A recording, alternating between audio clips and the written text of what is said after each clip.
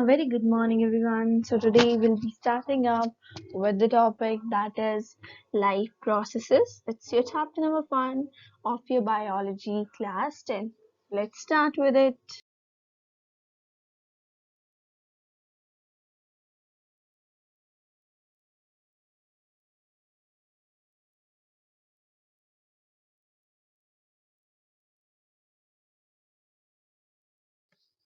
First of all, we need to know what all topics we'll be covering up in this particular video.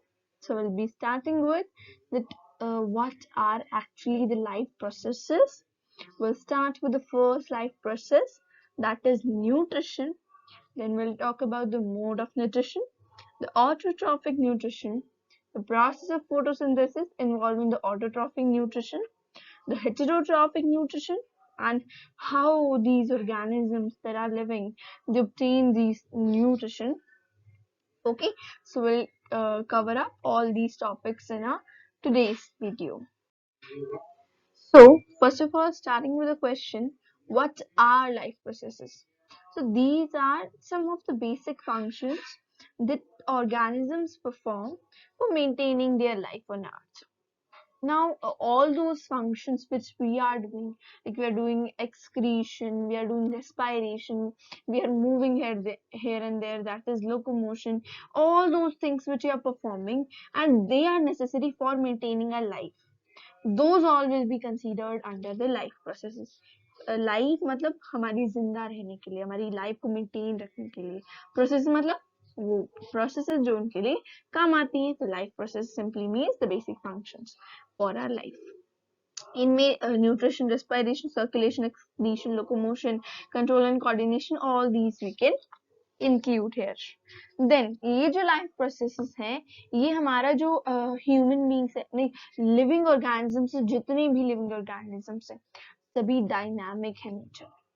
They are very complex in nature. तो उनको एक equilibrium बनाना होता है अपनी surroundings के साथ. Equilibrium बनाने के लिए life processes are highly important. और ये जो प्रोसेसेस हैं इनको मेंटेन रखने के लिए, इनको अंडरगो करने के लिए हमको एनर्जी चाहिए ही चाहिए होती है. और ये जो एनर्जी कहाँ से आएगी? हमारे फूड से आएगी. जब हम न्यूट्रिशन लेंगे तो हमारे पास न्यूट्रिएंट्स कंज्यूम करेंगे तो हमारे पास ये एनर्जी आएगी. जैसे कि हमारी जो लाइफ है most of all carbon based molecules पे वो डिपेंडेंट है. तो ये जो most of the carbon molecules हैं ये उन फूड सोर्सेज से आते हैं जो कि कार्बन बेस्ड होते हैं. और जो हमारी most of all food sources है वो कार्बन बेस्ड ही हमको मिलते हैं. अभी जितने ज्यादा कॉम्प्लेक्स हमारे पास वो कार्बन सोर्सेज होंगे उस पे हमारा डिपेंड करेगा हमारे ऑर्गेनिजम्स का मोड ऑफ न्यूट्रिशन. उसी बेसिस पे फिर हम मोड ऑफ न्यूट्रिशन को डिवाइड करेंगे फॉर द डिफरेंट ऑर्गेनिजम्स. तो हमारे पास जो ये सोर्स ऑफ एनर्जी है इन्हीं की वजह से हमारी लिविंग बॉडी जो है वो मेंटेन रहती है. और एक यूनिफॉर्म सोर्स ऑफ एनर्जी में हमको इस एनर्जी को, सोर्सेज ऑफ एनर्जी को कन्वर्ट करने के लिए, ब्रेक डाउन करने के लिए कुछ मेटाबॉलिक एक्टिविटीज को परफॉर्म करना पड़ता है. और जितनी भी हमारे पास मेटाबॉलिक एक्टिविटीज है, लाइक देखो हमारे पास जब भी हमारे पास कोई भी एनर्जी आई है, किसी एनर्जी सोर्स से हमको न्यूट्रिशन मिला है, तो उसको हमको क्या करना पड़ेगा? कुछ मेटाबॉलिक एक्टिविटीज को अंडरगो करके will undergo some of the metabolic activities. और हम क्या करेंगे? इनको कुछ सिंपलर सब्सटेंसेस में कन्वर्ट कर देंगे. या फिर ऐसा भी हो सकता है ये प्रोसेस सिर्फ उस साइड नहीं है, it is a reversible process. अगर ये ऐसे है तो it is like this as well. हमारे पास सिंपल से कॉम्प्लेक्स भी होता है एज वेल एज कॉम्प्लेक्स से हमारे पास सिंपल में भी कन्वर्ट होता है. जब हमारे पास कॉम्प्लेक्स से सिंपल में कन्वर्ट होगा then that particular process will be known as catabolism. And if we are converting from the simpler ones to the complex ones, उसको हम बोलेंगे anabolism. Okay, so you can relate it, और इनका जो sum total होगा ना, the sum total of these activities, it will be giving us the metabolism. Okay, that's all about it. उसके बाद हमको जानना है कुछ एग्जाम्पल्स ताकि अच्छे से रिलेट कर पाए। तो जो कैटाबॉलिज्म है ना, वहां पे हम एग्जाम्पल ले सकते हैं हमारी वेरी कॉमन रेस्पायरेशन प्रोसेस का। तो रेस्पायरेशन प्रोसेस में हमारे पास जो कॉम्प्लेक्स सब्सटेंसेस हम इनहेल कर रहे हैं उनको हम सिंपल वंस में ब्रेक डाउन करेंगे। और अगर मैं बात करूं एनाबॉलिज्म की, तो वहां पे एक सिंपल सा एग्जांपल है फोटोसिंथेसिस का। अभी फोटोसिंथेसिस कैसे भाई, अभी हम वैसे इसका मैकेनिज्म पढ़ेंगे, but for relating to the example let me tell you कि हमारे पास जो फोटोसिंथेसिस है ना, वहां पे हम लेंगे H2O और CO2 जैसे organic molecules, simple molecule. H2 और CO2 जैसे ऑर्गेनिक मॉलिक्यूल से, सिंपल मॉलिक्यूल से हमको बनाना है ग्लूकोज, दैट इज C6H12O6। तो वहां पे ये एक कॉम्प्लेक्स सब्सटेंस है, जबकि अगर मैं बात करूं H2 और CO2 की, so they are simple substances, simpler than the glucose, right. तो वहां पे हमारे पास जो प्रोसेस होगा that will be known as the photosynthesis, और जो टाइप ऑफ प्रोसेस है it is occurring as anabolism, right. So let's move further. अब हमको समझना है हमारे पास न्यूट्रिशन क्या होता है। तो वो प्रोसेस जिससे हम इनटेक करेंगे फूड का, यूटिलाइज करेंगे न्यूट्रिएंट्स को फूड के, तो उस प्रोसेस को हम बोल देंगे न्यूट्रिशन। और न्यूट्रिएंट क्या है भाई, यहाँ पे एक ऐसा सब्सटेंस जिसकी हेल्प से हमारे पास बॉडी के अंदर जितनी भी बायोसिंथेसिस हो रही है हमारी बॉडी कॉन्स्टिट्यूएंट्स की, वो सारी अकर कर पाती है, तो वो हमारे पास न्यूट्रिएंट होता है।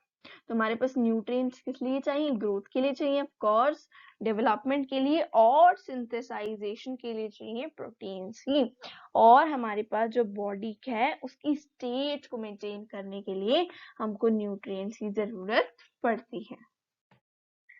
Now how do we get the food, हमको खाना मिलता कैसे है। अभी हमने जाना न्यूट्रिशन हमको मिलता है बाय द न्यूट्रिएंट्स, न्यूट्रिएंट्स हमको फूड से मिलते हैं। अभी फूड कैसे मिलता है हमको, तो जितने भी हमारे पास लिविंग ऑर्गेनिजम्स है, सभी के डिफरेंट मोड ऑफ न्यूट्रिशन होंगे, सभी अलग अलग तरीके से फूड को ग्रास्प करेंगे अपनी एनर्जी, अपनी मटेरियल रिक्वायरमेंट को फुलफिल करने के लिए। उस बेसिस पे हम ऑर्गेनिजम्स को दो पार्ट्स में क्लासिफाई कर सकते हैं। Two broad categories are there, autotrophs, heterotrophs. Autotrophs जो कि प्रोड्यूस करेंगे, हेटेरोट्रॉफ्स जो कि कंज्यूम करेंगे, एज सिंपल एज दैट।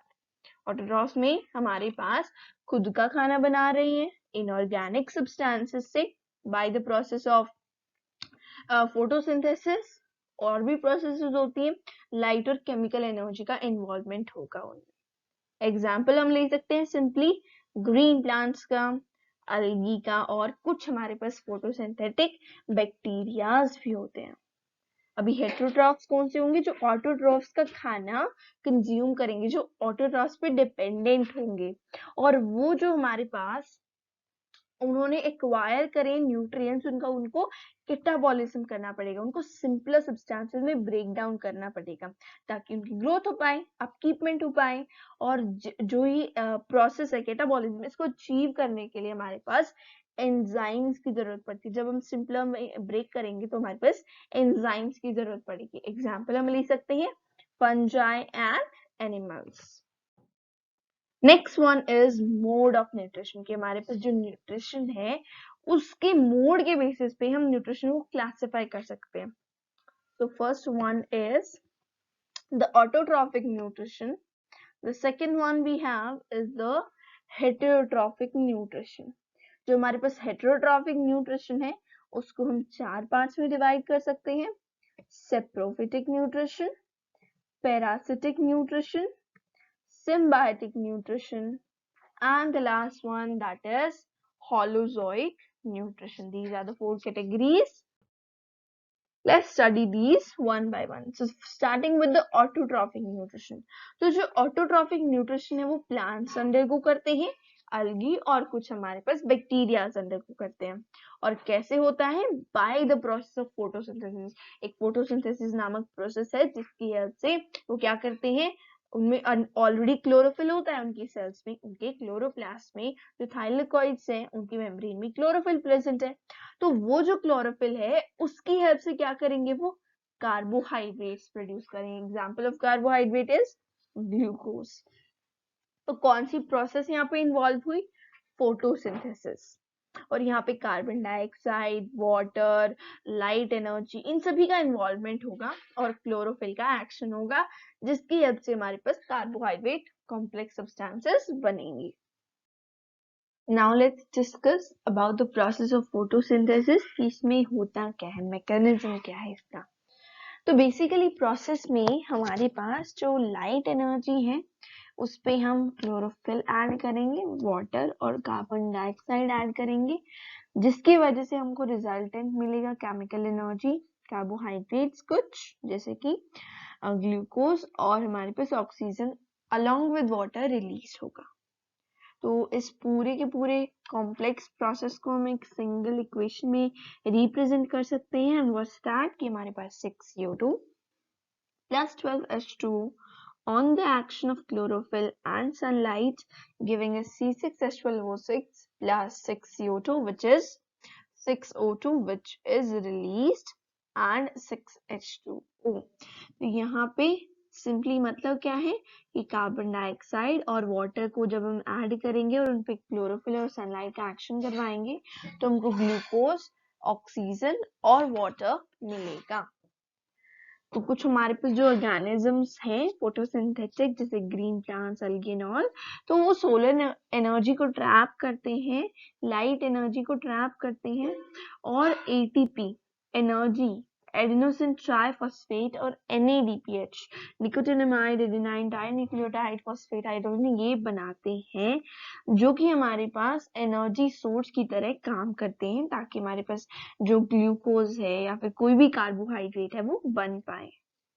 ये जो कार्बोहाइड्रेट्स बने हैं ये प्लांट्स में स्टार्च की फॉर्म में स्टोर होंगे और ग्लाइकोजन की फॉर्म में स्टोर होंगे और कुछ वर्टिब्रेट्स में हमारे पास ग्लाइकोजन की फॉर्म में स्टोर होंगे और एक रिजर्व्ड फॉर्म ऑफ एनर्जी की फॉर्म में काम करेंगे। नेक्स्ट इज कि हमारे पास हमने पढ़ तो लिया कि हाँ कार्बन डाइऑक्साइड ऑब्टेन हो रही है, बट वो प्लांट्स में हो कैसे रही है carbon dioxide obtain. So main role है यहाँ पे स्टोमेटा का। तो स्टोमेटा के बारे में पढ़ते हैं। तो स्टोमेटा की हेल्प से हमारे पास प्लांट्स कार्बन डाइऑक्साइड को ऑब्टेन करते हैं, ट्रैप करते हैं। बेसिकली क्या है स्टोमेटा, ये कुछ माइक्रोस्कोपिक पोर्स हैं जो कि एपिडर्मिस में प्रेजेंट होंगे लीव्स की और कुछ other soft parts of the plant में। अदर सॉफ्ट पार्ट कैसे, जो हमारे पास ग्रीन स्टेम है, green leaves in all that. हमारे पास हर एक स्टोमेटा में एक स्टोमेटल अपर्चर होता है जो कि हमारे पास गार्ड सेल गार्ड करते हैं। जैसे कि हमारे पास as you can see in the picture ये हमारे पास वो स्टोमेटल अपर्चर है और ये जो है हमारे पास है these are the two guard cell। इनकी दो शेप्स हो सकती हैं, one is dumbbell shape and the another one is the kidney shaped or we can say bean shaped guard cells। So two shapes you can find for our guard cells। Further हमारे पास जो guard cells हैं वो अकेले ऐसे epidermal cells हैं जिनमें chloroplast होता है। क्यों जरूरत है भाई क्लोरोप्लास्ट की, क्योंकि उन्हीं में तो हमको क्लोरोफिल मिलेगा। जो क्लोरोप्लास्ट होते हैं इनमें क्या होता है, ग्रैना होती है या हम बोल सकते हैं ग्रैनम होते हैं सिंगुलर फॉर्म, और इनके अंदर होता है थाइलाकॉइड्स। और जो हमारे पास थाइलाकॉइड्स की मेम्ब्रेन होती है ना, मेम्ब्रेन, उसमें हमारे पास मिलता है क्लोरोफिल। और हमारी गार्ड सेल्स को तो फोटोसिंथेसिस करवाना है। फोटोसिंथेसिस क्यों, क्योंकि स्टोमेटा हमारा सोलर एनर्जी को ट्रैप करेगा, गार्ड सेल्स के पास क्लोरोफिल है, CO2 ऑब्टेन हो जाएगा और इन स्टोमेटा की हेल्प से तो यहाँ पे फोटोसिंथेसिस आकर हो जाएगा और इसीलिए यहाँ पे क्लोरोफिल की तो जरूरत पड़ेगी। उसके बाद ये जो गार्ड सेल्स हैं इनकी आउटर मतलब ये वाली जो वॉल्स हैं ये ज्यादा थिकर होती है और ये जो आउटर वॉल्स होती है थिनर। होती हैं, ये वाली मोटी होती है, बाहर वाली पतली होती है। ये जो सेल्स हैं ये रैपिड टर्गर चेंजेस, मतलब जो वाटर प्लांट्स में कुछ टर्गर प्रेशर होता है due to the water osmoregulation वगैरह, उनकी वजह से ये रैपिड टर्गर, चाहे इंक्रीज हो डिक्रीज हो, sudden raise, sudden rise, sudden fall, वो इनको अंडरगो कर सकते हैं इजीली। जब स्वेल होगा ये गार्ड सेल, तो मतलब वाटर इनके अंदर आ रहा है। जब यहाँ पे ये स्वेल अप हो जाएंगे, मतलब इनके अंदर वाटर कंटेंट H2O प्रेजेंट है बहुत सारा, तो स्टोमेटा क्या करेगा, ये ओपन हो जाएगा। Stomata will be open whenever they swell, swelling results in opening. और जब ये हमारे पास फ्लैक्सिड हो जाते हैं, मतलब सूख से जाते हैं, जिनके जब इनके अंदर पानी नहीं होता, सो ये क्लोज हो जाता है स्टोमेटा, क्योंकि ट्रांसपिरेशन तो अक्कर करवानी नहीं है तब, वरना तो सारा वाटर लॉस हो जाएगा, राइट। तो जब भी हमारे पास लॉस ऑफ टर्जिडिटी होगा तो ये फ्लैक्सिड बन जाएंगे, जिसकी वजह से स्टोमेटल पोर क्लोज हो जाता है। उसके बाद आता है कि स्टोमेटा का स्ट्रक्चर क्या है। हमारे पास एक ओपन स्टोमेटा होता है, क्लोज स्टोमेटा। तो जब हमारे पास ओपन स्टोमेटा होता है कब, जब हमारे पास गार्ड सेल्स थोड़े से मोटे हो जाते हैं, स्वेल अप हो जाते हैं। तो ये गार्ड सेल्स हैं, अराउंड इनके सब्सिडियरी सेल्स है। सब्सिडियरी सेल्स बेसिकली एक टाइप के हमारे पास एपिडर्मल सेल्स ही होते हैं। Subsidiary cells are epidermal cells. हमारे पास क्लोरोप्लास्ट प्रेजेंट होता है ताकि फोटोसिंथेसिस आकर करवा सके, और अंदर हमारे पास मेन पार्ट ये जो है स्टोमेटल पोर होता है। उसके बाद जब हमारे पास क्लोज हो जाता है स्टोमेटा, मतलब ये हमारे पास क्या हो गए, फ्लैसिड हो चुके हैं गार्ड सेल। हमारे पास क्लोरोप्लास्ट है, न्यूक्लियस है, subsidiary cells and guard cells, बस यही था। उसके बाद हमारे पास कि जो स्टोमेटा है वो गैसियस एक्सचेंज में हेल्प कर सकता है, क्योंकि जो स्टोमेटा है जो प्लांट्स है उनमें रेस्पिरेशन भी तो होगा ना, O2 CO2 का एक्सचेंज, वो भी तो O2 को कंज्यूम करेंगे, CO2 को रिलीज करेंगे। बेशक में फोटोसिंथेसिस के टाइम पे O2 को रिलीज करते हो, बट हमारे पास रेस्पिरेशन के टाइम पे तो लेंगे ना, कंज्यूम करेंगे। तो जो लीव्स हैं और ग्रीन स्टेम्स हैं उनके बीच में जो गैसेस एक्सचेंज होता है उसमें ही हेल्प करते हैं। तो हमारे पास एनाटॉमिकली मतलब स्ट्रक्चरली जो उनका इंटरनल स्ट्रक्चर है, दैट इज कॉल्ड एनाटॉमी, उसकी स्टडी। तो जो एनाटॉमिकली जो लीफ है ना, इंटरनली जो लीफ है उसमें आउटर मोस्ट एपिडर्मल लेयर्स हमारे पास एक वैक्सी क्यूटिकल की लेयर से कवर्ड। कैसे देखो, हमारे पास जो ये लीफ है, अगर ये हमारे पास अपर साइड है और ये हमारे पास लीफ की लोअर साइड है, तो दोनों साइड से इनके ऊपर प्रेजेंट क्या होगा, हमारे पास एक क्यूटिकल की वैक्सी कोटिंग प्रेजेंट होगी। Waxy coating, here is the cuticle, चाहे ऊपर वाली लेयर हो चाहे नीचे वाली लेयर, क्यूटिकल प्रेजेंट होती है। तो यहाँ पे इंटरनल लेयर्स जो लीफ की हैं, वो हमारे पास मीजोफिल सेल्स की बनी होती है। और मीजोफिल सेल्स कौन से होते हैं, जिनमें क्लोरोप्लास्ट ज्यादा होते हैं। तो क्लोरोप्लास्ट वो सेल ऑर्गेनेल्स हैं जो फोटोसिंथेसिस को परफॉर्म करते हैं। क्यों, क्योंकि उनकी जो थाइलाकॉइड्स है उनकी मेम्ब्रेन में क्लोरोफिल होता है। तो ये बेसिकली हमारे पास double membrane bound cell organelles हैं, जिनमें थाइलाकॉइड्स होते हैं, वो सैक लाइक स्ट्रक्चर्स हैं।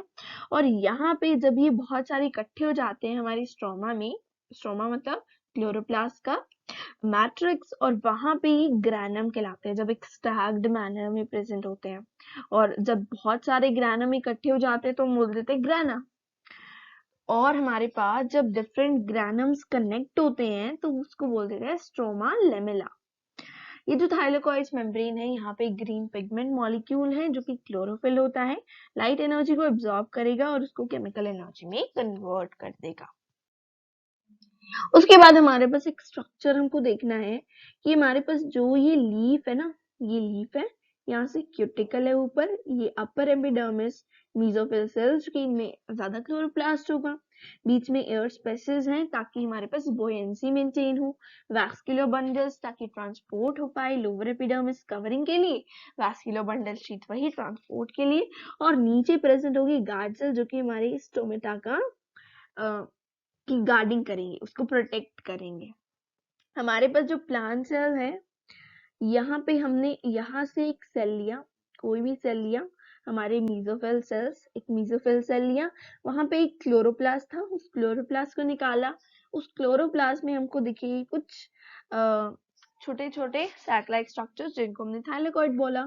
और ये जो इनकी मेम्ब्रेन है, इस मेम्ब्रेन में हमारे पास क्या प्रेजेंट होगा? क्लोरोफिल प्रेजेंट होगा। Okay, moving further we have a knowledge cloud, जिसके अकॉर्डिंग क्या है कि हमारे पास जो क्लोरोफिल है वो दोनों एंड से अपनी लाइट को एब्जॉर्ब करता है विजिबल स्पेक्ट्रम की तरह। मतलब कि जो हमारे पास ब्लू लाइट है, जो रेड लाइट है, और जो ग्रीन लाइट, जो ब्लू लाइट है और रेड लाइट है उसको एब्जॉर्ब करेगा, और जो ग्रीन लाइट है उसको वो रिफ्लेक्ट करेगा, रिपेल करेगा। इसीलिए क्लोरोफिल ग्रीन अपीयर होता है। ओके, क्योंकि देखो यहाँ पे जो ब्लू लाइट है और जो रेड लाइट है उसको वो एब्जॉर्ब करके रखेगा, और जो ग्रीन लाइट है उसको वो रिफ्लेक्ट करेगा, मतलब वो हमको विजिबल होगी। तो ये एक विजिबल स्पेक्ट्रम की तरह काम करते हैं दोनों एंड्स पे, इसीलिए क्लोरोफिल ग्रीन होते हैं। Next is the mechanism of photosynthesis. कौन कौन से स्टेप्स आकर करते हैं इसमें? तो पहला जो स्टेप आकर करता है वो है कि हमारे पास सोलर एनर्जी एब्जॉर्ब करी जाती है by the chlorophyll pigment, that is a photosynthetic pigment. और फिर ये जो सोलर एनर्जी, जो लाइट एनर्जी ट्रैप करी है, उसको केमिकल एनर्जी में कन्वर्ट करा जाएगा, और जो वाटर है उसको स्प्लिट अप किया जाएगा, H2O को स्प्लिट अप किया जाएगा, और जो ये एब्जॉर्ब करी है एनर्जी, इसको हमारे पास वाटर मॉलिक्यूल की स्प्लिटिंग में यूज करा जाएगा, और जो प्रोसेस होगी वो फोटोलाइसिस कहलाएगी। जब हमारे पास देखो ये जो इक्वेशन है, it is the equation of photolysis, और ये किसकी वजह से हो रही है? By the due to the presence of light energy. Light energy की प्रेजेंस में हमारे पास फोटोलाइसिस अकर होगी for breaking down of water. Oxygen और हाइड्रोजन में हम ब्रेक डाउन कर देंगे और इलेक्ट्रॉन्स रिलीज करे जाएंगे। तो हमारे पास जो 2H2 है ना, हमने वाटर मॉलिक्यूल लिया है, ये बैलेंस्ड इक्वेशन है। यहाँ पे 4H पॉजिटिव रिलीज होंगे और 4 इलेक्ट्रॉन्स रिलीज होंगे, और एक ऑक्सीजन मॉलिक्यूल रिलीज होगा due to the light energy का एक्शन, और फोटोलाइसिस प्रोसेस होगा। अभी हमारे पास कार्बन डाइऑक्साइड को रिड्यूस करा जाएगा, मतलब इसको ब्रेक, जब हम कार्बन डाइऑक्साइड को ब्रेक करते हैं ना तो प्रोसेस होती है रिडक्शन, और जब इसको हम किस चीज में रिड्यूस करेंगे? कार्बोहाइड्रेट्स में रिड्यूस करेंगे। तो हमारे पास जो हाइड्रोजन यहाँ पे मिली है ना हमको 4H पॉजिटिव, ये हमारे पास NADPH को फॉर्म करने में NADPH को फॉर्म करेगी, और यहाँ से एक हाइड्रोजन को हमारे ग्रास्प कर लिया जाएगा। देखो यहाँ पे हमारे पास 4H पॉजिटिव रिलीज हुए, हमारे पास पहले क्या था? NADP था, NADP था, और इस NADP में हमने ये हाइड्रोजन ऐड कर दिया, जिसकी वजह से NADPH बन गया। NADPH की हेल्प से हमारे पास CO2 का ब्रेक डाउन होगा ग्लूकोज में, और केमिकल एनर्जी का यूटिलाइजेशन होगा। यहाँ पे हमारी केमिकल एनर्जी यूटिलाइज, मतलब फॉर्म हुई थी ना केमिकल एनर्जी लाइट एनर्जी की हेल्प से, तो केमिकल एनर्जी का एक्शन होगा, और ये जो हाइड्रोजन है ये एड अप करा जाएगा और ATP बनेगा, एनर्जी बनेगा। ये जितने भी स्टेप्स हैं ये जरूरी नहीं है कि एक के बाद एक के बाद एक होंगे, ये कुछ डिफरेंट टाइम इंटरवल्स पे भी हो सकते हैं। कैसे कि हमारे पास जो डिजर्ट प्लांट्स है वो पहले CO2 ले लेंगे नाइट के टाइम पे, और एक इंटरमीडिएट प्रोडक्ट बना देंगे, जिसकी हेल्प से हमारे पास लाइट एनर्जी एक्ट करेगी, और जो क्लोरोफिल है उस पे एक्ट करेगी डे टाइम पे। नाइट के टाइम पे CO2 एब्जॉर्ब हुआ, और डे के टाइम पे क्लोरोफिल लाइट एनर्जी को एब्जॉर्ब करेगा, क्लोरोफिल पे एक्ट करेगी light energy. Now it's the question time. We have certain questions to test how much you have learned till now.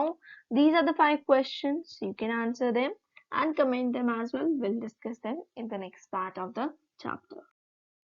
अब हमने ऑटोट्रॉफिक न्यूट्रिशन कंप्लीट कर लिया, तो स्टार्ट करना है हेटेरोट्रॉफिक न्यूट्रिशन।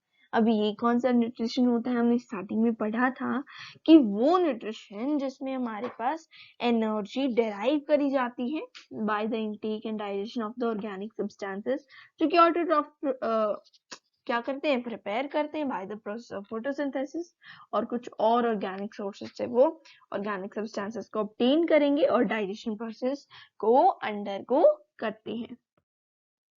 नेक्स्ट हमारे पास आता है कि जो हेटेरोट्रॉफिक न्यूट्रिशन है उसके क्या क्या टाइप्स है हमारे पास?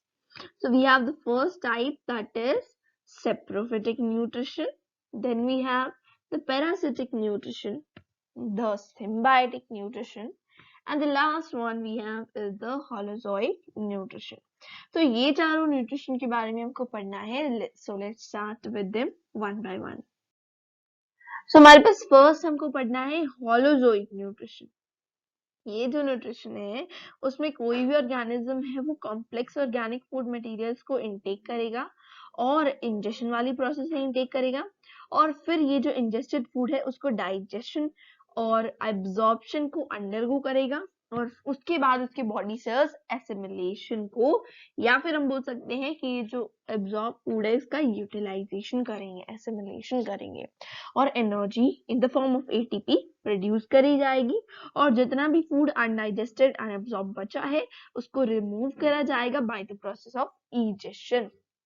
ये जो पार्ट ऑफ न्यूट्रिशन है इसको हम बोलते हैं animal like nutrition. Example amoeba है, human beings the biggest example. उसके बाद हम आते हैं टू द सेप्रोफिटिक न्यूट्रिशन.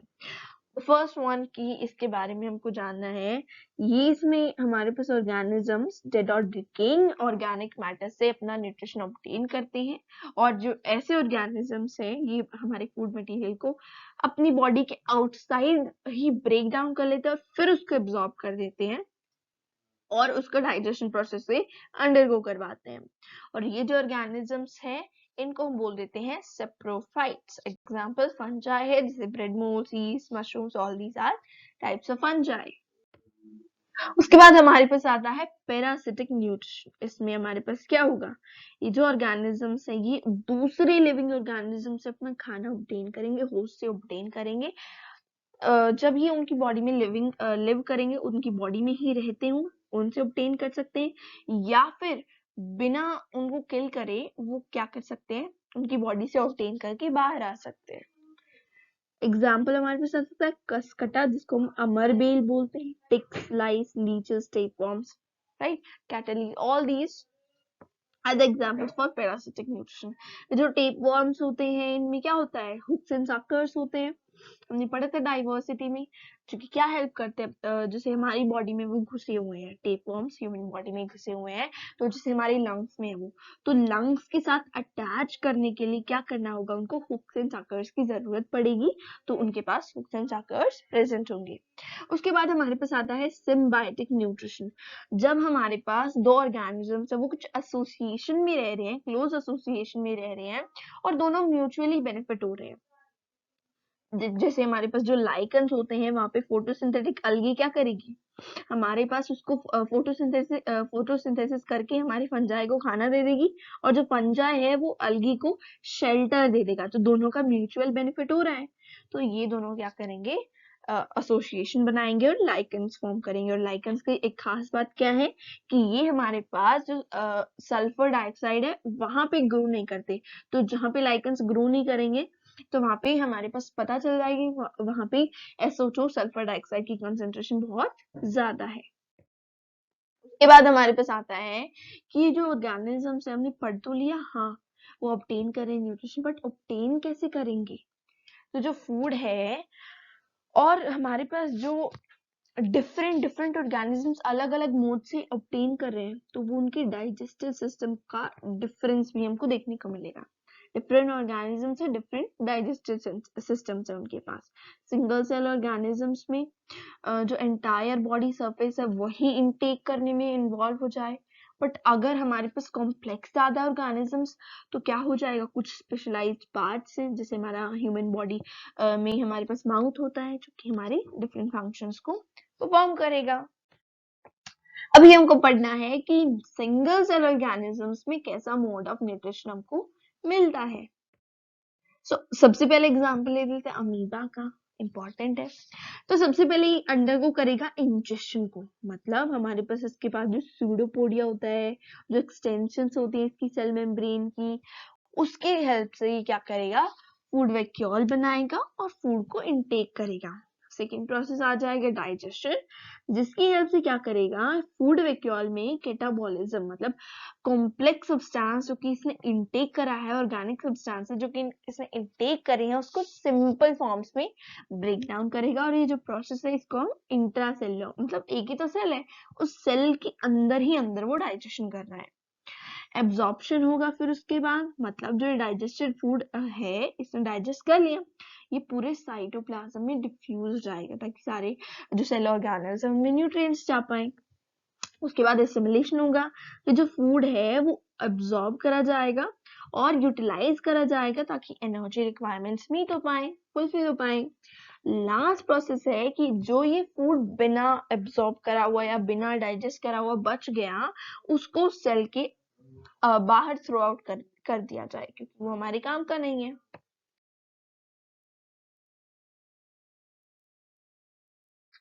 अब हम इसको डायग्रामेटिकली समझते हैं। तो सबसे पहले क्या होगा, हमारे पास जो अमीबा है वो किसी भी, कोई भी चीज हो सकती है, कोई भी ऑर्गेनिक सब्सटेंस हो सकता है, कोई भी चीज हो सकती है, उसको ये क्या करेगा, इनटेक करेगा। ये जो बैक्टीरिया का एग्जांपल लिया है हमने, इसको इनटेक करेगा। ये जो सूडोपोडिया है ना, ये जो एक्सटेंशंस है, ये वाली जो एक्सटेंशंस है, ये ऐसी वाली, इनको हम बोलते हैं स्यूडोपोडिया। ये स्यूडोपोडिया किस चीज में हेल्प करेंगे, ताकि ये इनटेक कर पाए, ये सेल मेम्ब्रेन के एक्सटेंशन से। फिर ये ऐसे यहाँ पे फूड वैक्यूल फॉर्म कर लेगा, this is a food vacuole, और फिर इसको यहाँ पे डाइजेस्ट करेगा अपनी बॉडी के अंदर, यहाँ पे डाइजेशन है। और उसके बाद जो ये अनडाइजेस्टेड फूड है उसको एक्सपेल कर देगा, इसको इजेस्ट, उस पे इजेशन अंडरगो कर देगा। उसके बाद सेकेंड एग्जाम्पल आता है पैरामीशियम का। इसके पास एक डेफिनेट शेप होती है, जैसे अमीबा के पास डेफिनेट शेप नहीं थी, इसीलिए वो सूडोपोडिया को एक्सटेंड कर रहा था, बट यहाँ पे एक डेफिनेट शेप है। तो क्या करेगा, यहाँ पे जो फूड है वो कि हमारे डेफिनेट सेल माउथ से, जो कि साइटोसोम होता है, उसके साथ इंजेस्ट करा जाएगा। यहीं से इंजेस्ट करा जाएगा, ऐसा नहीं है यहाँ से एक्सटेंड हो जाएगा या यहाँ से सेल माउथ बाहर आ जाएगा, no, not at all, fixed होता है एक साइटोसोम, क्योंकि बॉटम में प्रेजेंट होगा बक्कल कैविटी के। जो फूड है वो फिर मूव करा जाएगा with the help of cilia. Cilia हमारे पास एक लोकोमोटिव स्ट्रक्चर है जो कि हमारे पास पूरी बॉडी पे प्रेजेंट है। ये जो बाहर प्रेजेंट है ना, ये थ्रेड लाइक, ये सीलिया प्रेजेंट है हमारे पास, जो कि इंजेस्टेड फूड है अभी इसको डाइजेस्ट करा जाएगा इन द फूड वैक्यूल, और फिर ये जो अनडाइजेस्टेड फूड बच गया उसको इजेस्ट करा जाएगा साइटोपाइट से, या फिर हम बोल सकते हैं एनल स्पॉट। एनल स्पॉट क्या होता है, एनल रीजन कौन सा होता है, जहाँ से हम एक्सक्रीशन होता है हमारी बॉडी। देखो यहाँ पे दिस इज द स्ट्रक्चर, बाहर सीलिया प्रेजेंट है, फिर हमारे पास एक साइटोसोम प्रेजेंट है, मतलब यहाँ पे क्या है, माउथ प्रेजेंट है सेल का। ये जो बक्कल कैविटी है यहाँ पे, इसके पास, इसके बॉटम में होता है हमारे पास साइटोसोम, एक फूड वैक्यूल बनाया जाता है डाइजेशन के लिए, और फिर यहाँ पे एक साइटोफाइट जो एनल स्पॉट होता है जहाँ से अनडाइजेस्टेड फूड बाहर निकल जाता है, राइट। फिर ये हमारे पास डाइजेशन प्रोसेस या फिर न्यूट्रिशन प्रोसेस पैरामीशियम में कंप्लीट हो जाती है। So this is all about this topic. We'll meet in the next class. Till then, keep learning and keep enjoying.